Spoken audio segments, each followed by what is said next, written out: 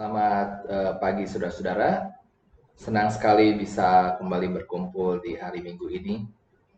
Terima kasih kepada para leader di New Life KBP yang sudah memberikan kesempatan pada saya untuk menyampaikan firman Tuhan pada hari ini. Sebelum kita mulai, mari kita berdoa. Terima kasih Tuhan atas kasih setia Tuhan sepanjang hari dan waktu ini pada kami. Terima kasih atas hari Sabat ini, kiranya tolong kami supaya kami bisa menikmati hari ini, beribadah bersama saudara kami seiman, dan juga bisa menikmati firman Tuhan yang akan dibagikan.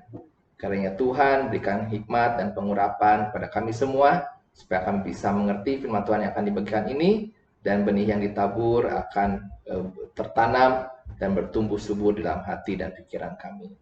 Urapi hamba-Mu ini ya Tuhan, supaya hamba-Mu ini bisa menyampaikan firman Tuhan dengan baik. Terima kasih. Di dalam nama Tuhan Yesus kami berdoa. Amin. Alkitab yang berisi firman Tuhan dapat juga sebetulnya dilihat sebagai suatu buku kisah cinta antara Tuhan dengan kita manusia. Kitab Kidung Agung yang di dalam bahasa Inggris disebutnya adalah Song of Song, sebetulnya adalah buku kitab lagu-lagu yang paling terutama, bahkan lebih penting dibanding lagu-lagu yang diciptakan oleh Daud sekalipun. Kitab Kidung Agung ini bercerita tentang kisah cinta segitiga antara mempelai perempuan dengan Salomo, dengan segala kemegahannya, hartanya, ratusan gundik dan istrinya yang melambangkan kekuatan dunia dan si iblis, dengan versus si gembala yang sederhana, yang melambangkan Tuhan kita Yesus Kristus. Di dalam kitab Kidung Agung, untungnya dikisahkan bahwa si mempelai perempuan akhirnya memilih si gembala yang sederhana dibandingkan Salomo dengan segala kebesaran dan kekayaan. Tuhan telah menanti-nantikan umat manusia selama ribuan tahun untuk datang kepadanya, walaupun dengan resiko disakiti hatinya. Mari kita akan belajar tentang hal ini lebih dalam. Kita sering mendengar pengajaran bahwa kita ini adalah anak-anak Allah. Tentunya itu tidak salah, dan memang benar kita adalah anak-anak Allah. Kita boleh memanggil Allah Bapa kita, ya Abah dan Bapa. Namun jangan sampai itu dijadikan justifikasi sehingga kita berhenti untuk bertumbuh dan tetap menjadi anak-anak rohani. Paulus berkata di dalam 1 Korintus 13 ayat 11, ketika aku kanak-kanak, aku berkata seperti kanak-kanak. Aku merasa seperti kanak-kanak. Aku berpikir seperti kanak-kanak. Sekarang sesudah aku menjadi dewasa, aku meninggalkan sifat kanak-kanak itu. Jadi jika kita tinggal dengan mentalitas sebagai kanak-kanak rohani, maka kita akan yang pertama berkata, merasa, dan kemudian ketiga berpikir seperti kanak-kanak. Apa artinya berkata seperti kanak-kanak? Anak-anak, terutama yang masih kecil, bicaranya sering gak jelas ya, sering ngawur, sering gak berurutan. Kalau diilustrasikan doa, mungkin doanya bertele-tele. Anak-anak juga kadang kata-katanya sering melawan, komplain apa adanya. Mereka akan bilang, saya tidak mau itu, saya maunya yang ini, saya tidak mau makan brokoli. Mungkin kalau kita yang sudah dewasa akan berkatanya, kalau di dalam rohani, berkata apa adanya, Tuhan jahat, Mama tidak baik, kenapa Tuhan begini, kenapa Tuhan begitu. Itu kalau kanak-kanak. Yang kedua, kanak-kanak akan merasa bebas, tidak punya tanggung jawab, sebaliknya boleh menuntut ini dan itu kepada orang tuanya. Dan yang ketiga, anak-anak itu berpikir biasanya untuk dirinya sendiri, egois, dan dunia atau Tuhan ada untuk memenuhi kebutuhannya sendiri. Pengen permen, pengen jajan, atau kalau seorang yang dewasa umurnya tapi kanak-kanak dalam rohani, selalu inginnya diberi oleh Tuhan atau menuntut kepada gereja. Tidak bisa diajak berpikir dewasa, masih dangkal nalar dan pikirannya. Kita tidak bisa berdiskusi soal pekerjaan misalnya kepada anak umur 3 tahun. Dan anak-anak biasanya maunya dimengerti dan bukan untuk mengerti. Padahal visi Allah adalah untuk menjadikan kita sebagai mempelainya seperti yang dibahas di dalam Wahyu 19 ayat 7 sampai 8. Marilah kita bersukacita dan bersorak-sorai dan memuliakan Dia karena hari perkawinan anak domba telah tiba dan pengantinnya telah siap sedia. Dan kepadanya dikaruniakan supaya memakai kain lenan halus yang berkilau-kilauan dan yang putih bersih. Lenan halus itu adalah perbuatan-perbuatan yang benar dari orang-orang kudus. Itu tadi sekilas perbandingan antara anak dengan mempelai. Sekarang kita akan membahas perbandingan antara hamba, kawan, dan mempelai. Mari kita baca Yohanes 15 ayat 15. Aku tidak menyebut kamu lagi hamba, sebab hamba tidak tahu apa yang diperbuat oleh tuannya. Tetapi aku menyebut kamu sahabat, karena aku telah memberitahukan kepada kamu segala sesuatu yang telah kudengar dari Bapakku. Ada banyak contoh tentang hamba di Alkitab ya, tapi yang salah satu yang paling jelas adalah tentang Hagar. Mari kita lihat tentang Hagar ini di Kejadian 16 ayat 1 sampai 3 dan kemudian 6. Hagar dan Ismail. Adapun Sarah, istri Abraham, itu tidak beranak. Ia mempunyai seorang hamba perempuan orang Mesir, Hagar namanya. Berkatalah Sarai kepada Abraham, "Engkau tahu Tuhan tidak memberi aku melahirkan anak. Karena itu, baiklah hampirilah hambaku itu, mungkin oleh dialah aku dapat memperoleh seorang anak."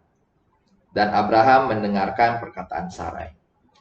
Jadi Sarai, istri Abraham itu mengambil Hagar, hambanya orang Mesir itu, yakni ketika Abraham telah 10 tahun tinggal di Kanaan, lalu memberikannya kepada Abraham, suaminya, untuk menjadi istrinya. Ayat 6, kata Abraham kepada Sarai, "Hambamu itu di bawah kekuasaanmu. Perbuatlah kepadanya apa yang kau pandang baik." Lalu Sarai menindas Hagar sehingga ia lari meninggalkannya. Kepada hamba, seorang tuan, apalagi zaman dulu, itu bisa bertindak sewenang-wenang. Menyuruh ini, menyuruh itu, termasuk bahkan disuruh menikahi suaminya sendiri. Dan kemudian setelah itu bahkan menindasnya. Hamba itu tidak punya hak dan tidak ada hubungan pribadi dengan tuannya. Dan jarang diajak bertukar pikiran. Hanya menerima instruksi saja. Sebelum saya lanjutkan, mohon diperjelas dulu bahwa bukan berarti saya mendiskreditkan tentang hamba Tuhan.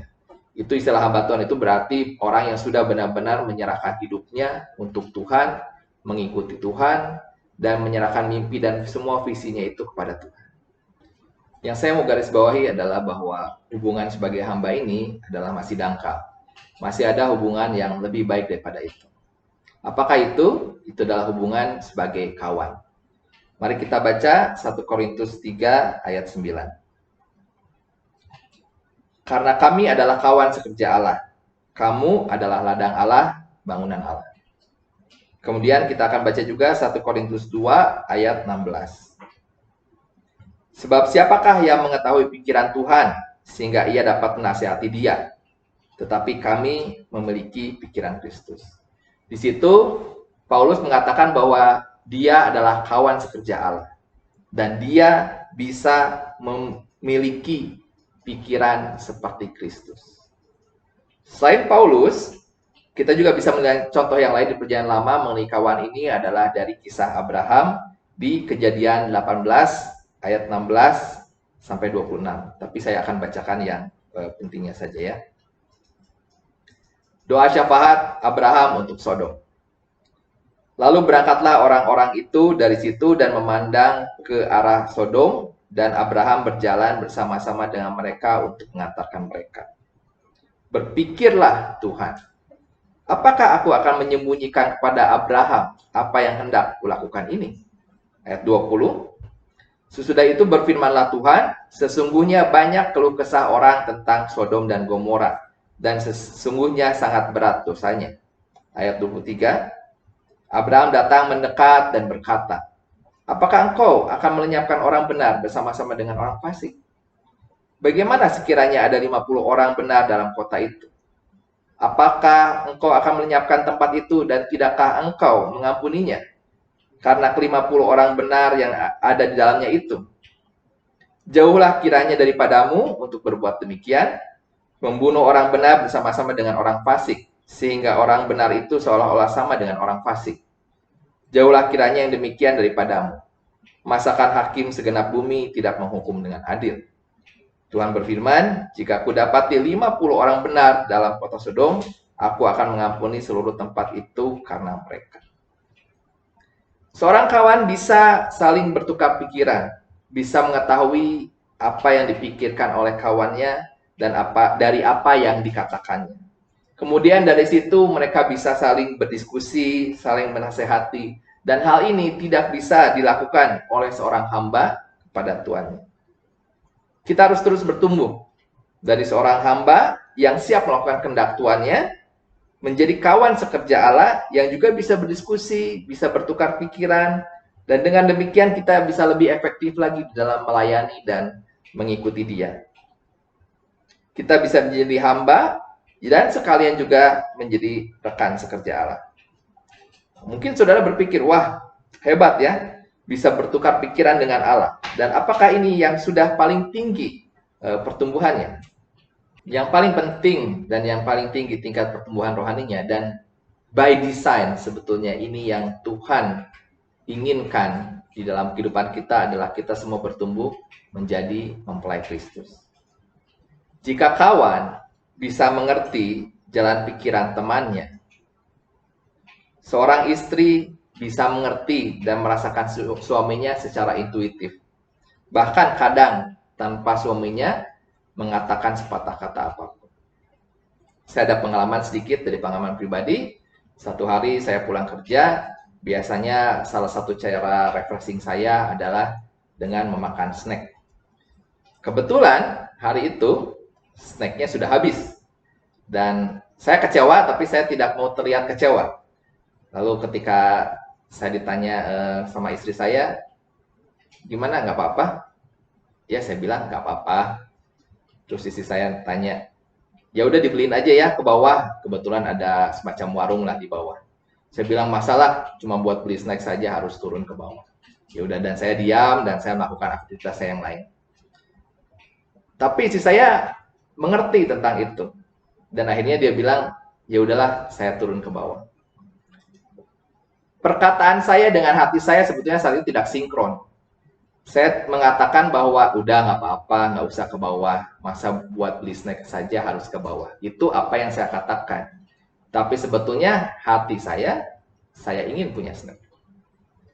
Di dalam Alkitab itu dijelaskan dengan cukup gamblang di dalam Keluaran. Mari kita buka Keluaran 32 ayat 9 sampai 14. Saya bacakan ya. Lagi firman Tuhan kepada Musa. Telah kulihat bangsa ini dan sesungguhnya mereka adalah suatu bangsa yang tegar tengkuk. Oleh sebab itu biarkanlah aku supaya murkaku bangkit terhadap mereka dan aku akan membinasakan mereka. Tetapi engkau akan kubuat jadi bangsa yang besar. Lalu Musa mencoba melunakkan hati Tuhan Allahnya dengan berkata, mengapakah Tuhan murkamu bangkit terhadap umatmu yang telah kau bawa keluar dari tanah Mesir dengan kekuatan yang besar dan dengan tangan yang kuat? Mengapakah orang Mesir akan berkata, dia membawa mereka keluar dengan maksud menimpakan malapetaka kepada mereka dan membunuh mereka di gunung dan membinasakannya dari muka bumi? Berbaliklah dari murkamu yang bernyala-nyala itu dan menyesalah karena malapetaka yang hendak kau datangkan kepada umatmu. Ingatlah kepada Abraham, Ishak, dan Israel, hamba-hambamu itu, sebab kepada mereka engkau telah bersumpah demi dirimu sendiri.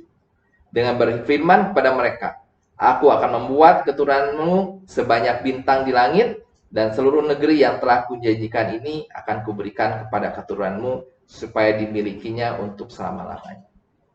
Dan menyesalah Tuhan karena malapetaka yang dirancangkan atas umatnya itu. Musa bukan hanya sebagai kawan Allah, Dia bisa melihat, merasakan hatinya Allah. Allah berkata-kata dengan mukanya, tetapi Musa tahu dan memahami bahwa walaupun Tuhan kesal, tapi dia mengasihi bangsa Israel. Karenanya itu, Musa berani mengatakan seperti itu. Itulah perbedaannya seorang mempelai dengan seorang kawan. Mempelai bahkan bisa merasakan hati pasangannya. Jika kita menjadi mempelai Kristus, kita bisa merasakan hati Tuhan. Ada lagu yang mengatakan break my heart. Kadang untuk kita bisa Tuhan suruh melakukan tugas tertentu, pelayanan pekerjaan tertentu, kita mungkin merasa enggan, merasa malas, karena itu membuat kita keluar dari zona nyaman kita. Kita mungkin harus berdoa, Tuhan, kalau memang Engkau menginginkan kita pergi ke situ, melakukan hal tersebut, break my heart. Karena hati dan pikiran kita saat itu mungkin berat, tapi ketika kita merasakan hatinya Allah, bagaimana Allah mungkin melihat jiwa-jiwa di tempat itu, atau melihat potensi besar di tempat itu, maka hati kita pun akan merasakan hatinya dia. Dan akhirnya kita mau mengikuti apa yang dia perintahkan kepada kita. Satu contoh kebalikan dari menjadi mempelai ini di dalam Alkitab adalah kisah Yunus, saudara ya. Saudara tahu sendiri bahwa setelah Yunus memberitakan murka Tuhan pada Niniwe, Niniwe malah bertobat. Dan di situ Yunus malah marah-marah. Alih-alih mengerti hatinya Tuhan bahwa bahkan orang-orang Niniwe yang bukan bangsa pilihan pun Tuhan kasihi, Yunus malah marah dan mengatakan kenapa Tuhan tidak menghukum Niniwe saja. Itu contoh seseorang yang tidak bisa mengerti hatinya. Sekarang kita tahu bahwa kita harus bertumbuh menjadi mempelai Kristus. Ada 4 prinsip yang harus dimengerti sebagai mempelai Kristus ini. Yang pertama, seperti layaknya Hawa diciptakan dari tulang rusuk Adam untuk mendampingi dan menjadi penolong yang sepadan untuk Adam, maka manusia atau mempelai pun diciptakan untuk kemuliaan, untuk kesenangan, untuk pleasure bagi Tuhan. Mari kita buka Wahyu 4 ayat 11. Pertama saya akan bacakan versi Indonesianya, kemudian saya akan bacakan versi King James Version-nya ya. Wahyu 4 ayat 11. Ya Tuhan dan Allah kami, Engkau layak menerima puji-pujian dan hormat dan kuasa, sebab Engkau telah menciptakan segala sesuatu, dan oleh karena kehendak-Mu semuanya itu ada dan diciptakan. Di dalam King James Version dikatakan seperti ini.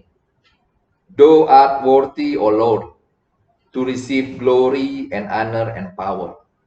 For Thou hast created all things, and for Thy pleasure they are and were created. Saya cek di dalam bahasa aslinya, kata pleasure ini memang bisa bermakna ganda, bisa berarti kehendak, tapi bisa berarti pleasure, kesenangan Tuhan. Jadi kita ini memang diciptakan untuk kesenangannya Dia. Seperti tadi yang saya katakan, Hawa diciptakan untuk menjadi penolong untuk Adam. Kita juga diciptakan untuk kesenangannya Tuhan. Jadi pertanyaan kita itu seharusnya adalah bagaimana kita bisa lebih menyenangkan Tuhan? Ada lagunya ya Tuhan, ada lagunya ya saudara. Tuhan, ku mau menyenangkan-Mu. Jadi kita harus berpindah dari pikiran egois yang inginnya berkat kepada pikiran dan hati Tuhan. Apa yang harus aku perbuat untuk menyenangkan? Apa kehendak Tuhan bagi kita? Dan bagaimana saya bisa lebih menarik, lebih beautiful di hadapan Tuhan? Apakah kita dengan muka yang masam, dengan bersungut-sungut seperti bangsa Israel, dengan terus komplain, itu menyenangkan Tuhan? Atau kita mungkin harus hatinya penuh dengan sukacita, penuh dengan kegirangan, puji-pujian kepada Tuhan, hal-hal yang positif, semua yang indah, yang dengar, yang manis, kita pikirkan semuanya itu. Supaya kita bisa lebih terlihat cantik di hadapan Tuhan. Saudara, kehidupan suami istri seperti yang kita tahu juga pasti banyak masalah. Tapi tergantung bagaimana pasangan itu menjalaninya. Kita bisa menjalani dengan marah-marah, dengan sungut-sungut, dengan kekesalan, dengan pecah belah, dan segala macam. Atau kita bisa menjalaninya dengan doa, iman, sukacita, damai sejahtera. Begitu juga hubungan kita dengan Tuhan. Kita bisa kita bisa saudara-saudara marah-marah kepada Tuhan, komplain, bersungut-sungut. Tapi alangkah indahnya kalau kita justru hatinya penuh dengan sukacita dan puji-pujian kepada Dia. Saudara, Tuhan juga ingin dimengerti dan ingin dipahami oleh pasangannya. Mari kita buka Yeremia 9 ayat 24. Yeremia 9 ayat 24, saya bacakan. Tetapi siapa yang mau bermegah, baiklah bermegah karena yang berikut. Bahwa ia memahami dan mengenal aku. Bahwa akulah Tuhan yang menunjukkan kasih setia, keadilan dan kebenaran di bumi. Sungguh semuanya itu kusukai, demikianlah firman Tuhan. Di sini dikatakan bermegah karena ia memahami dan mengenal aku. Saudara, pasangan kita pun akan sangat senang kalau dia dimengerti, dipahami, dikenal. Kapan saatnya dia tersinggung, dia marah, masalah-masalah apa saja yang cenderung sensitif. Kalau kita paham hal-hal tersebut dengan pasangan kita pun akan sangat menghargai, akan respect, akan senang dengan hal itu. Sama juga dengan Tuhan. Kita yang ingin dipahami, kita yang ingin dimengerti. Kita bertanya, Tuhan, kenapa Tuhan tidak menjawab doa saya? Kenapa saya tidak sekaya orang lain? Kenapa saya tidak secantik orang lain? Kenapa saya tidak sehebat orang lain? Kenapa begini? Kenapa begitu? Tapi pernahkah kita bertanya, Tuhan maunya apa? Perasaan Tuhan hari ini apa? Tuhan ingin saya melakukan apa? Tuhan, apakah saya sudah mengerti tentang Engkau? Apakah saya sudah peka dengan perasaan? Tuhan menginginkan kita menjadi segambar serupa dengan Dia. Serupa itu tidak sama, saudara ya. Jangan berarti saya mengajarkan bahwa kita menjadi seperti Tuhan, seperti kejatuhan Adam dan Hawa di Taman Eden. Kita segambar serupa tapi tidak sama. Kita bukan Tuhan. Tapi Tuhan menginginkan kita bertumbuh sedemikian rupa menjadi sepadan, segambar serupa, sehingga kita bisa menjadi mitranya, menjadi pasangannya, yang akhirnya juga bisa menjadi berkat dan kesukaan buat dia. Tuhan tidak bisa membuka hatinya sepenuhnya kepada anak-anak saudara. Saudara tidak bisa banyak diskusi dengan anak umur 3 tahun. Begitu juga Tuhan.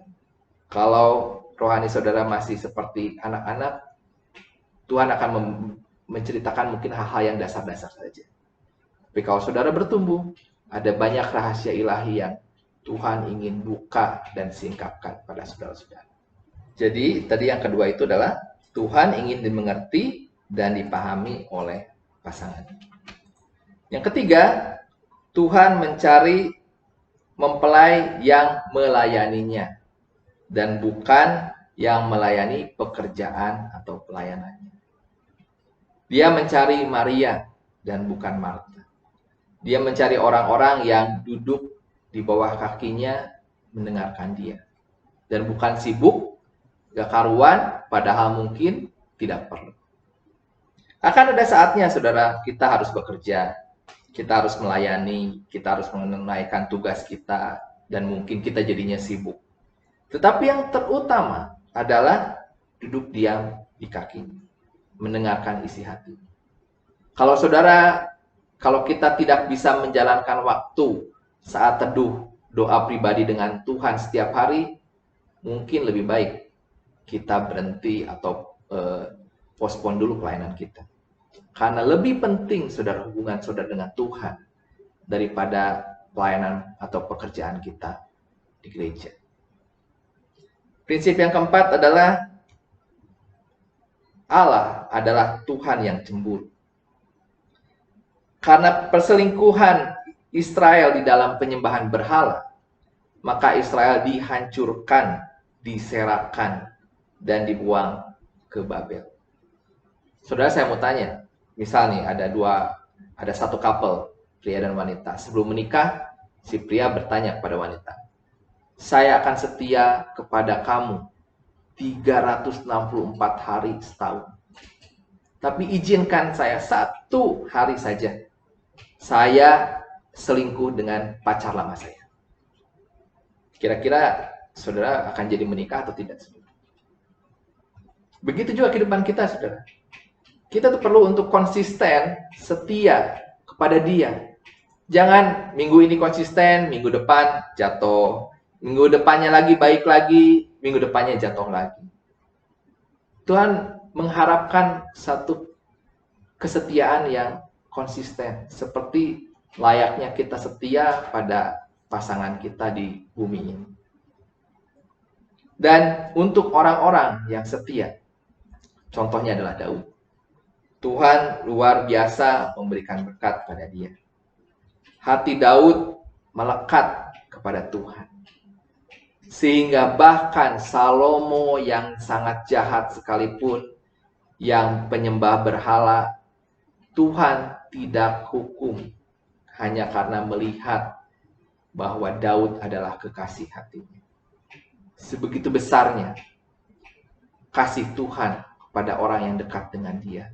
Bahkan kesalahan anaknya pun diluputkan. Jangan menukar Tuhan dengan berhala-berhala modern, saudara. Seperti misalnya gadget, medsos, karir, bisnis, harta, atau pornografi. Carilah dahulu kerajaan Allah dan kebenarannya, maka semuanya itu akan ditambahkan kepadamu. Sebagai refleksi, setelah lahir baru, apakah kita terus bertumbuh sehingga menjadi dewasa, sepadan, satu gambaran dengan Dia, dan siap menjadi kekasih? Atau mungkin kita cukup puas dengan lahir baru, kita sudah menganggap kita lulus ujian, masuk surga, selesai sudah. Kedua, jika belum, maukah kita terus bertumbuh? Maukah kita meninggalkan zona nyaman kita dan melepaskan kekanak-kanakan rohani kita? Mari kita berdoa terus pada Tuhan, karena daging memang lemah, tapi roh penurut. Agar kita dimampukan untuk bertumbuh terus, menjadi segambar, serupa, dan menjadi kekasih yang sepadan dengan Tuhan. Mari kita berdoa. Tuhan Yesus, terima kasih atas firman Tuhan yang kami dengar pada hari ini. Kiranya sungguh Tuhan bukakan hati dan pikiran kami semua, supaya kami bisa melakukan firman Tuhan ini dalam kehidupan kami sehari-hari. Kami bersedia untuk terus bertumbuh ke arah menjadi mempelai Kristus yang segambar, serupa, yang sepadan dengan Engkau, supaya kami bisa menangkap, kami bisa mengerti isi hati-Mu, dan kami bisa sama-sama dengan Engkau menjalankan tugas panggilan kami di bumi ini. Terima kasih Tuhan, berkati terus jemaat New Life ini, supaya terus semuanya bertumbuh di dalam iman, diberkati segala tugas, pekerjaan, dan keluarganya. Di dalam nama Tuhan Yesus kami berdoa, amin.